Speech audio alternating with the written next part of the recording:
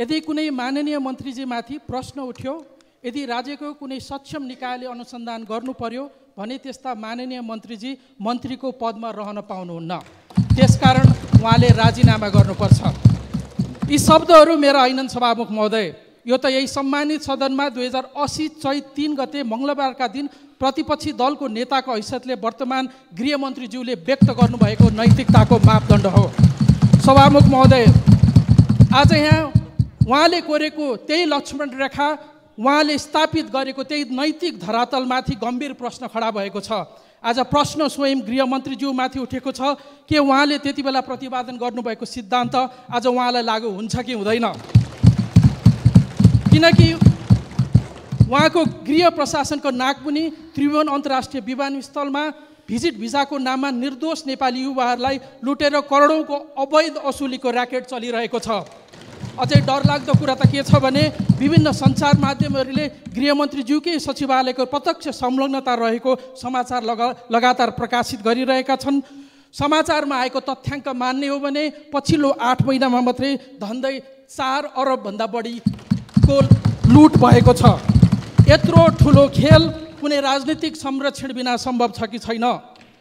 गृहमन्त्रीजीले पठाउनु भएको सहसचिव विवादित पृष्ठभूमिको हुनुहुँदो रहेछ, तर किन उहाँलाई अध्यागमनमा पठाइयो? के गृहमन्त्रीज्यूले थाहा नपाएर, स्वच्छ भएर, सक्षम भएर भनेर पठाउनु भयो कि यो उहाँको पनि स्वार्थ जोडिएको विषय हो? यसमा अनुसन्धान हुनुपर्छ। यसमा एक व्यक्ति मात्रै होइन सम्माननीय सभामुख महोदय, सम्माननीय माननीय गृहमन्त्रीज्यूकै सचिवालयमा रहेका कर्मचारीहरू पनि यही पृष्ठभूमिमा जोडिएको देखिन्छ। साथसाथै अख्तियारले छापा मार्न एक दिन अगाडि विवादित सहसचिवलाई सरुवा गरेको देखिन्छ। कानुनका पृष्ठभूमि भएका मन्त्रीज्यूलाई थाहा छ यदि कुनै निकायले प्रमाण जुटाउँदैछ भने प्रमाण जुटाउन दिने कि प्रमाण नष्ट गर्नको लागि उसलाई सरुवा गरिदिने। अब अनुसन्धान कर्मचारी माथि मात्रै होइन, गृहमन्त्रीमाथि पनि हुनुहुन्छ। यसमा प्राविधिक अनुसन्धान हुनुपर्छ, मोबाइलहरूमा र ल्यापटपहरूको परीक्षण हुनुपर्छ, तर त्यो परीक्षण गर्ने निकाय प्रहरीका मार्फतको विधि विज्ञान प्रयोगशाला हो। तर अहिलेको परिवेशमा के स्वच्छ अनुसन्धान होला, रोज स्वच्छ रिपोर्ट आउला त? हामीलाई प्रशस्त आशंकाहरू छन्। माननीय गृहमन्त्रीजीको नेतृत्वमा यसभन्दा अगाडिका सरकारले अनुसन्धान गरी उच्च राजनैतिक तहको संलग्नता रहेको भनेको भुटानी शरणार्थीको काण्ड दबाइएको छ।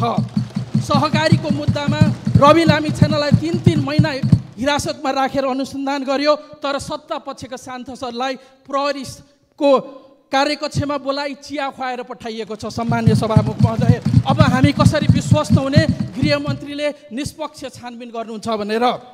यो कुनै एक कर्मचारीले नागरिकता बनाउन गएको बेला नागरिकसँग घुस मागेको विषय होइन। यो त म्यान पावरदेखि एयरलाइनसम्म, कर्मचारीदेखि मन्त्रीज्यूसम्मको सचिवालय जोडिएको छ। प्रश्न मन्त्रीज्यूमाथि उठेको छ, अनुसन्धान हुनुपर्छ, राजीनामा आउनुपर्छ। तर हामी राजीनामा मात्रै माग्दै छैनौँ, सङ्गठित ढङ्गले गरिएको यो भ्रष्टाचारको निष्पक्ष अनुसन्धान हुनुपर्छ। सङ्गठित अपराध र सम्पत्ति शुद्धिकरणसँग जोडिएर हेर्ने गरी छानबिन गर्न एक उच्च स्तरीय छानबिन आयोग नबनेसम्म संसद चल्न सक्दैन। निर्दोष नेपालीहरूमाथिको अत्याचार हामी ठुलो हेरेर बस्न सक्दैनौँ। सम्मान्य सभामुख महोदय, हामी संसदलाई अगाडि बढाउन सक्दैनौँ। धन्यवाद।